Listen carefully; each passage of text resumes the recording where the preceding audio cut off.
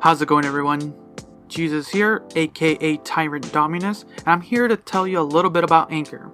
Anchor is the one-stop shop for recording, hosting, and distributing your podcast.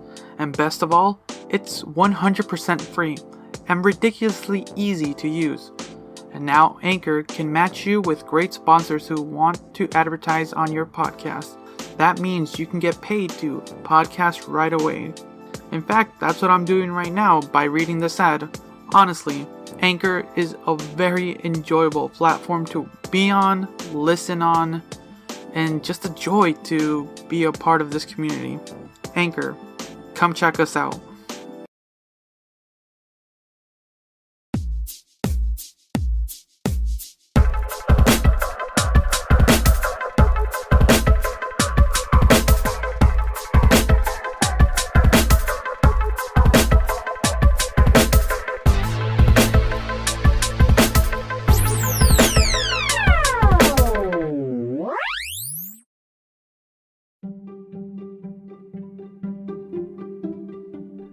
And welcome back to Reactioncast. It's your host Jesus, aka Tyrant Dominus, here to bring you another movie review.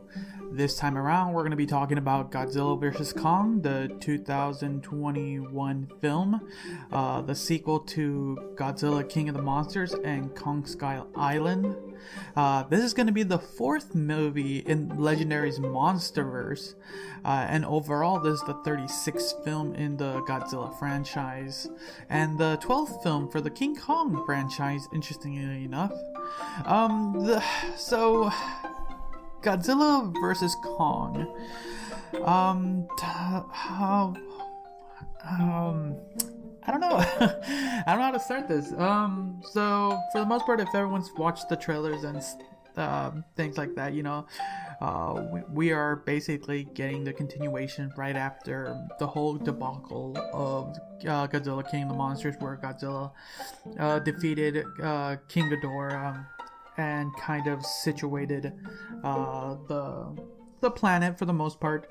The movie takes place roughly 3 years after that event, and you kind of follow up on a couple characters, and from there you kind of get into it. It starts off with a very interesting Kong sequence, just this laying about thing, and it's really fun for the most part until you figure out like what's running everything. So I'm just gonna kind of do some bare bones before I get into some spoiler stuff later, and I'll do that. For the most part, the most important part, the kaiju fights, the giant monster fights. When you see Godzilla and Kong fighting, it is intense, it is fun, and it is ridiculously awesome. It is one of the best parts of the film. But the thing that brings it down kind of for me are some of the sequences with the people. For the most part, whenever you get to the human perspective, it always is just to kind of move along the plot. And it's not bad, because there's let's see here, there is I would say there are there's roughly 3 plots going along. And you got I'm gonna say, let's see here, how's the best way to do it? There is the monster plot, where you have what Godzilla and then what Kong's trying to do, kind of their own little thing, but I'm gonna consider that the monster plot. Then you have like the Godzilla team, them trying to figure out why Godzilla's acting up and things like that. Then you have the Kong team, where they're trying to get Kong to go back home. And when you get into these, like, the way the movie flows, sometimes it kind of gets very sporadic, and there's times where there's action sequences or very important moments where it just cuts off to another scene, and okay, it's time for this scene, and I was like, okay, sure, all right then, let's see what happens next. the only time that I found the film interesting is when you're watching kaiju fights or seeing some of the crazy environments and things like that, and kind of the end fight. I'm gonna say that those are the best parts of this film. Besides that, actually, yeah, like after that, it's just following these characters, Team Godzilla and Team Kong, and for the most part, their plots are okay. I don't really enjoyed King Godzilla's plot. They have like this weird conspiracy dude trying to figure out things, and he runs a podcast and it made me laugh, but it's just it follows the same character from the girl from King of the Monster. I forget her name. I'll see if I can quickly find it. But yeah, there's that. I enjoyed a little bit more of Kong's team's thing because they get to explore more of the worlds, and it's more interesting in my opinion. It just builds more lore for the world for this monsterverse. I think I enjoyed that a little bit more. It has more depth because for the most part, King Godzilla is more to bring out the antagonists of the movie and things like that, and I'm fine with that. Like, okay, so you needed that too, like, oh yeah, there's the bad guy. Okay. But besides that, plot for the most part was okay. It was all right. I think the only thing that really kept the film intact was some of the great monster fights and things like that. Besides that, the rest of the plot was so. The people story was okay. Nothing really grand.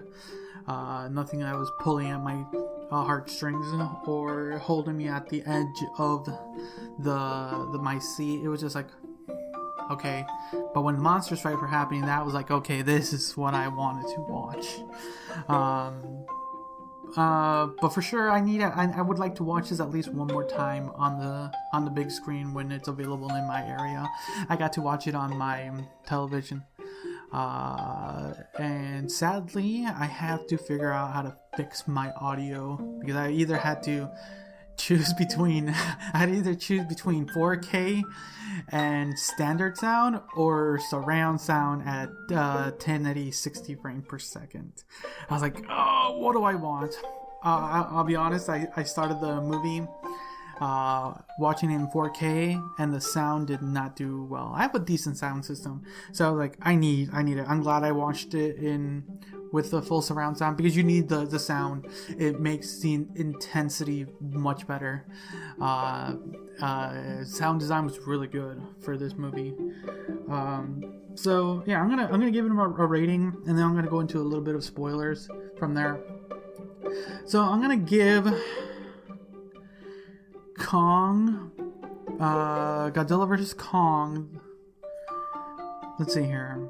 I like the monster fight. I didn't like the human plot so much. The plot was alright, nothing great.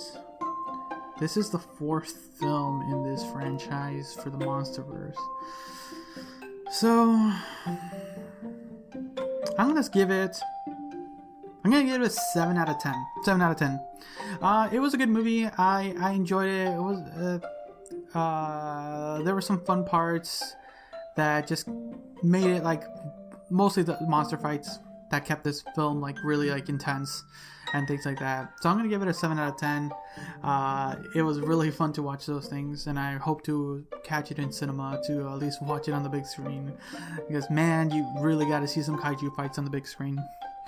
So I'm gonna get into some spoilers and stuff like that, and kind of get into some things that I like really enjoyed and I didn't really like, and go from there. So once again, this is a spoiler warning. So anything moving forward from here, you've been warned. So getting to some spoiler stuff. So you're getting like this evil corporation of Apex Cybernetics, where for the most part, they're the bad guys. They are developing something and things like that. And they turn out to be the people who are making Mechagodzilla. Everyone, for the most part, knew Mechagodzilla was going to be the bad guy because you kind of hinted it. You could kind of see it in the trailers. So for the most part, like, Kong and Godzilla are going to fight, but then they're going to work together and things like that. Like, okay, we knew that was going to happen. To see the first fight with Godzilla and Kong on the boat scene was cool. Godzilla for sure had the advantage being on water. It was the first time you get to really see a fight. Round 2. Okay, I'm spinning around, but no, I'm gonna talk about the monster fight because that's what this movie was about.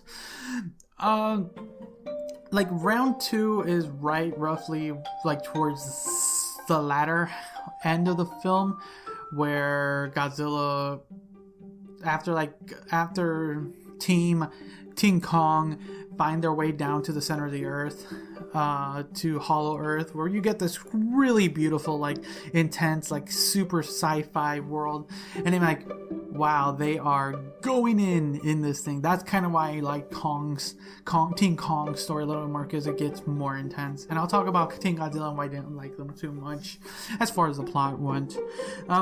So Team Kong's, like, plot of them going to find this rare source for Apex cybernetics and things like that was like, okay, they're gonna get some source, but we get to get this cool into the Hollow Earth world, seeing all this ancient, like prehistoric lands, and it's so awesome. Like, it's so great to see. It's amazing. It's just so different, and it's fun to watch. And then you get to see Kong fight these, like, flying serpent monster dragon looking stuff, and it's like, oh yeah, it's intense.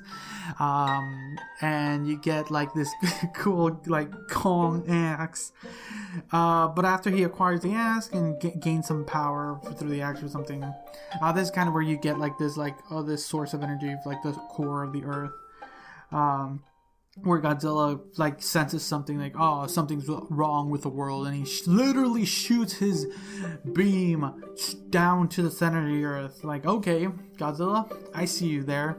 You can literally shoot your beam to the center of the earth, roughly, and, like, he shows, and you get this weird thing. I don't know, it's just weird. Like, it hurts my head thinking, like, okay, Kong's climbing up to go out of a hole. It's weird.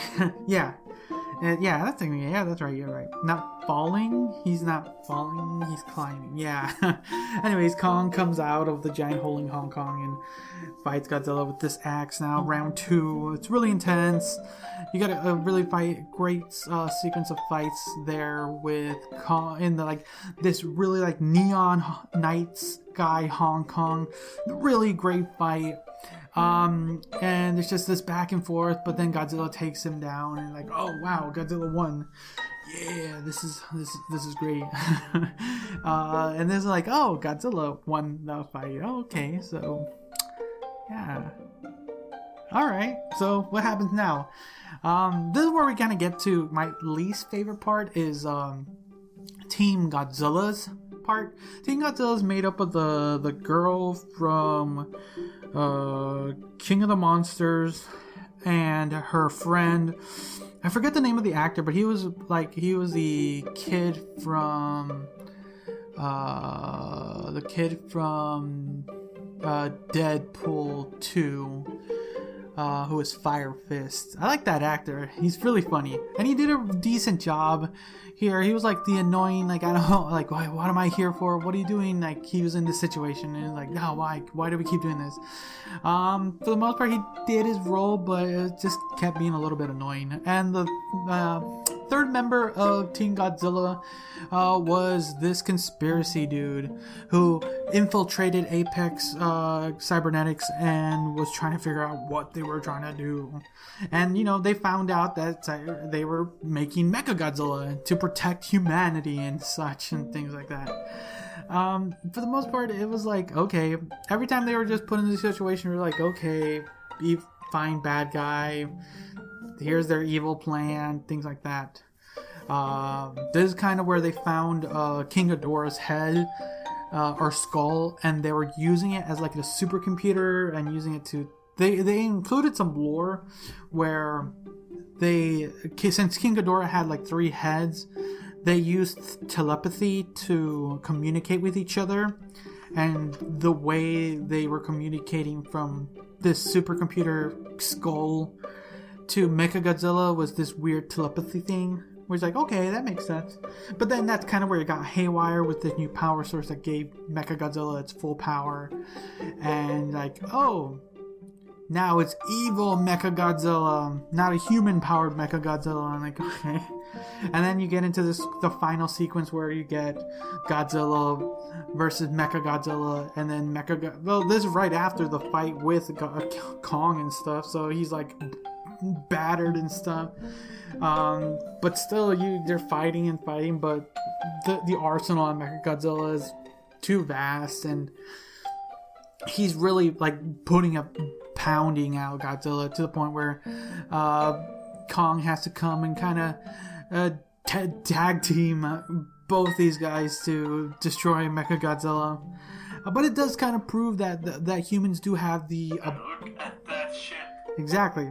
Like, humans do have the ability to develop the tools needed to go toe-to-toe with some of these apex predators, but they just don't have the full understanding, because look what happened here with Mechagodzilla. We'll see maybe with Mechagodzilla 2, question mark?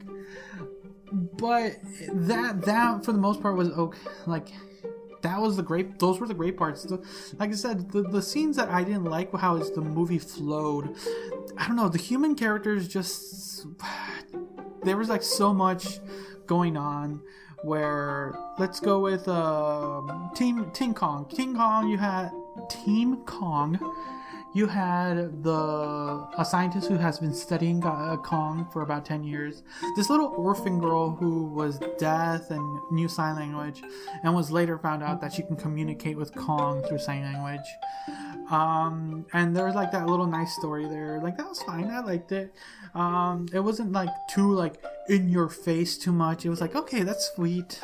And it helped continue the story a little bit. But you had like this kind of the scientist dude who was like a leading guy in the Hollow Earth theory, and then had this past with his brother dying, trying to get into the Hollow Earth because of this weird sci-fi conversion stuff. And then you had like the daughter of Apex Cybernetics' like head, and they're like, okay, they're the bad guys, they're gonna probably die. But it's just like I said, the flow of the film just didn't go well when every time we kind of transitioned from Team Kong, Team Godzilla, or monsters. I just didn't feel like it flowed correctly, and it just kind of off-put it. The only time I really enjoyed it is when we were like seeing like crazy monster fighter or anything for me. And the plot was pretty standard for the most part. The evil guy trying to destroy all Apex, be number one. Godzilla trying just to defend his reign, and Kong trying to go home, you know. And then just things just didn't line up for some people, and things happened. We got the finale where Kong and Godzilla kind of like stare down at each other, and like, okay, you go your way and you go my way. I'm like, okay, this is how we're gonna end it. I thought they were gonna do something with the sign language to communicate, like, what did he say, or something. But nope, they were just like, you go your way, I go mine, just split up. That's how it is. So I don't know. I would like to say more about the film, but it's just like there's just something that are so. I just really enjoyed the monster fights. The kaiju fights are really great. Besides that,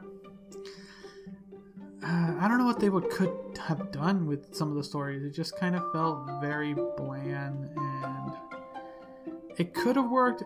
Maybe the pacing was off. It just didn't flow correctly when I was watching it. But yeah, those are my thoughts on Godzilla vs. Kong, the 2021 film. I'm looking forward to. I'm gonna try to see it in big screen because I really just want to see giant monsters fight. Besides that, yeah. So let me know what you guys thought if you are either watching or listening to this. Until next time, see ya.